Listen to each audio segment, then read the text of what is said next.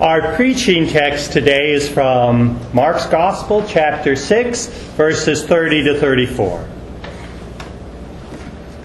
The apostles gathered around Jesus and told him all that they had done and taught.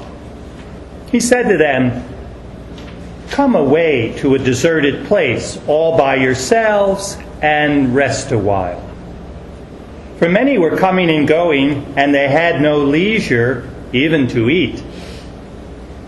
And they went away in the boat to a deserted place by themselves. Now many saw them going and recognized them, and they hurried there on foot from all the towns and arrived ahead of them. As he went ashore, he saw a great crowd, and he had compassion for them because they were like sheep without a shepherd. And he began to teach them many things. Sisters and brothers, hear these words from the spiritual writer Ronald Rolheiser. 800 years ago, the poet Rumi wrote, "I've lived too long where I can be reached." Isn't this true for all of us, especially today? Our lives are often like overpacked suitcases. It seems like we are always busy, always overpressured, always one phone call, one text message, one email, one visit, and one task behind.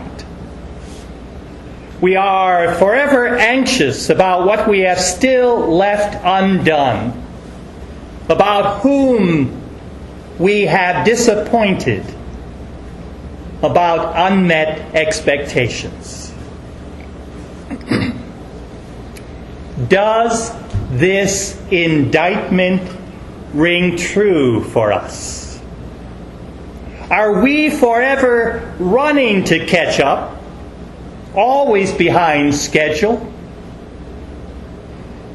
In our preaching text, we hear how Jesus wants to get away with his disciples in order to rest a while. But even after slipping away on boat to a deserted place, people rush to that place, and Jesus is confronted with a great crowd on whom he has compassion because they were like sheep without a shepherd. Jesus teaches the crowd and then feeds them with 5 loaves of bread and 2 fish. Jesus attended to an immediate need. Then he sent the disciples away once again. Brothers and sisters, there are always tasks that need doing. There are always obligations that need fulfilling. Our to-do lists grow exponentially. Yet, what about our sacred right to rest? And let me assure us that the right to rest is sacred. It is intimately tied to the obligation of Sabbath. And the obligation to Sabbath rest was and continues to be a serious biblical obligation. There was a time when a day of rest was applauded in this country. There was a time when Sundays were for church and family gatherings, not a day filled to the brim with an overabundance of activities. There was a time when Sundays allowed us to catch our breath. But no longer is this the case. Our always on society doesn't applaud rest. We praise, reward, and admire those who work 60 or 70 or 80 hours a week. We praise those who don't take vacations.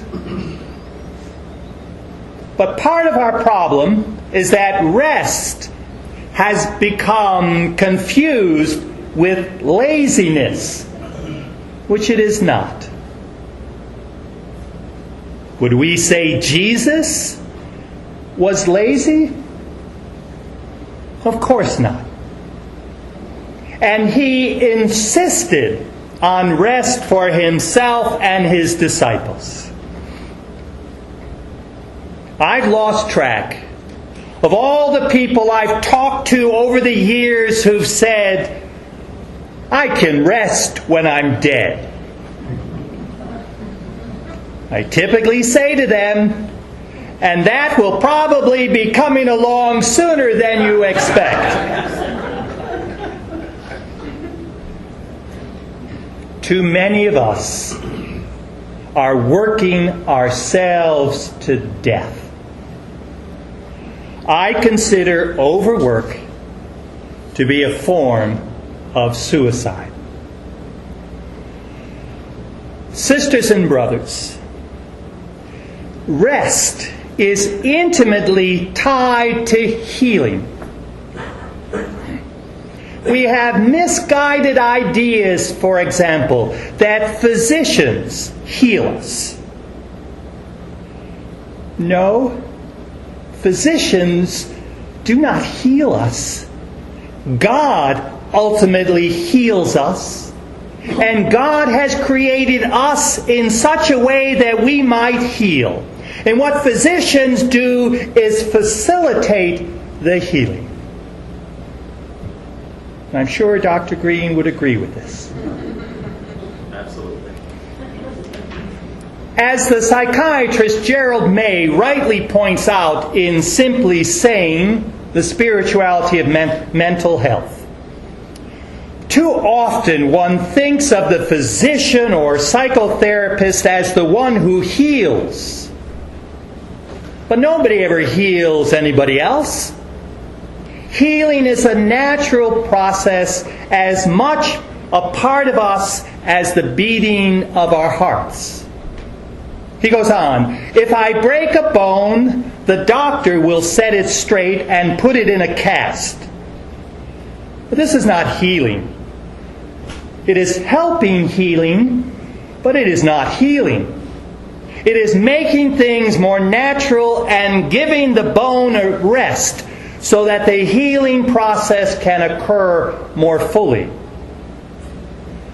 Physicians and psychotherapists, off-duty and over cocktails, will be the first to admit that all they really do is plow the ground for healing and provide a prescription for rest.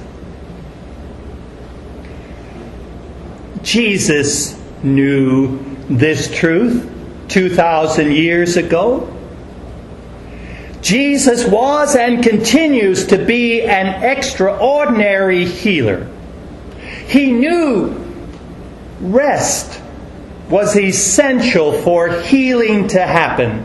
This is why He wanted His disciples to rest. It's not so they could become sluggards. It was so they could heal.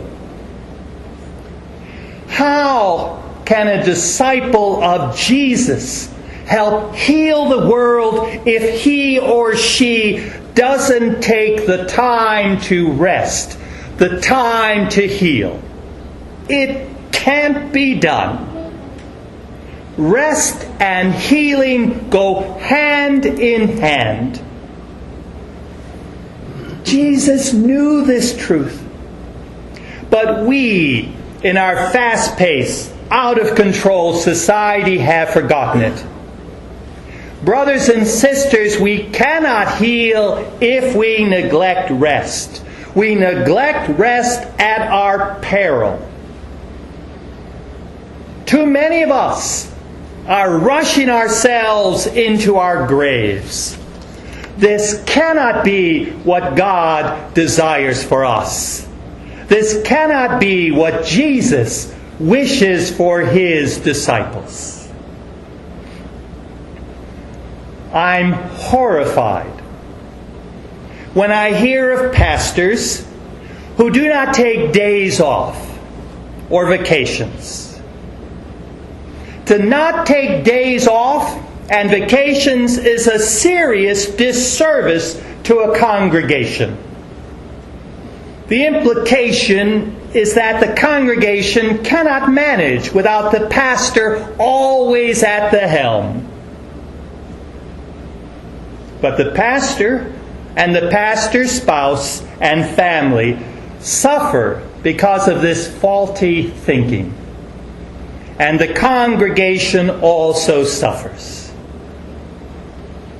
A workaholic pastor is a pastor in peril. A congregation with a workaholic pastor is a congregation in peril. Now, I well understand the impulse to overwork because I'm afflicted with this impulse. But I know this is not what God desires for me or my fellow pastors. I love to work, but I also love my life and my wife, so I must temper my impulse to overwork. I don't want this congregation to have to create a search committee to find my replacement any time in the foreseeable future. And of course, one's health is not always under one's complete control. But I promise this congregation, as I promise my beloved Beth, that I'll do what I can to live a long and fruitful life. And when I offer spiritual direction for clergy and pastors, which I do as a free gift of our church, I always ask about taking days off and taking vacations. I tell them that not taking days off and not taking vacations is a sin. Everyone is in need of some kind of healing. Spiritual healing, physical healing, psychological healing, social healing. We cannot live long without needing healing. And because of our overwhelming need for healing, we cannot live long without rest. Rest is a vital component of healing. This is especially important when it comes to our brains. Our brains, sisters and brothers, easily become addicted to overstimulation. Our brains are built for stimulation. There's a system deep in our brains called the ascending reticular activation system.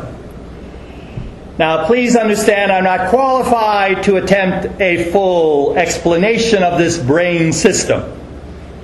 But it's been shown that many children, as well as adults today, have a system essentially stuck in overdrive, stuck in hyperactivity. Our brains love stimulation, but under an assault of constant and strong stimulation, such as can happen watching television, our brains can become addicted to stimulation. And this addiction can have many consequences. A hyperactive brain impairs memory as well as judgment. A brain stuck in this way also craves stimulants when it starts to slow down. No wonder there's such a market today for energy drinks, many of which contain 5 times or more the amount of caffeine in a can of Coca-Cola. Estimates are that over half of our young people regularly consume energy drinks. This can't be good for anyone, especially our young. And when we overstimulate our brains, we often choose alcohol to calm them back down. I believe we start our young on the road to alcohol and drug abuse when we pump them full of caffeine at too young an age. I bring this up, brothers and sisters, to make a point about our need to rest. We all must be careful with stimulation. I've mentioned before, my beloved Beth will not allow me coffee. I can have a cup of green tea, but when I drink a cup or more of coffee, you do not want to see the results. We need to live in the ebb and flow of life. Like the great oceans, our lives are not made up of only flow. We must allow the ebb to also happen. It's the ebb and flow of the ocean that calls me back again and again to the island of Maui. I know that I need to pay attention to the ebb as well as the flow of my own life. To pay attention to the ebb, this coming week, I'm going to begin a practice to hopefully help me with this. I will begin practicing what is known as centering prayer for 20 minutes every day. I'm doing this because a friend of ours has begun doing this.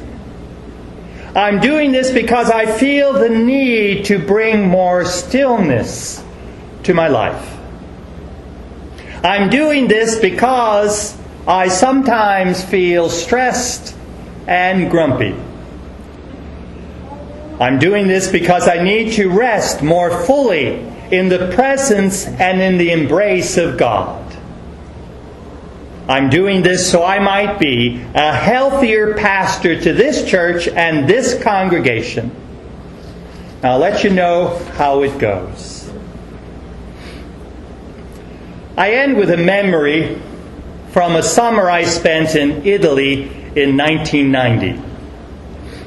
Having just finished my time as pastor and campus minister in Grambling, Louisiana, I'd been granted a study pilgrimage to Rome, Assisi, and the lovely countryside of Umbria.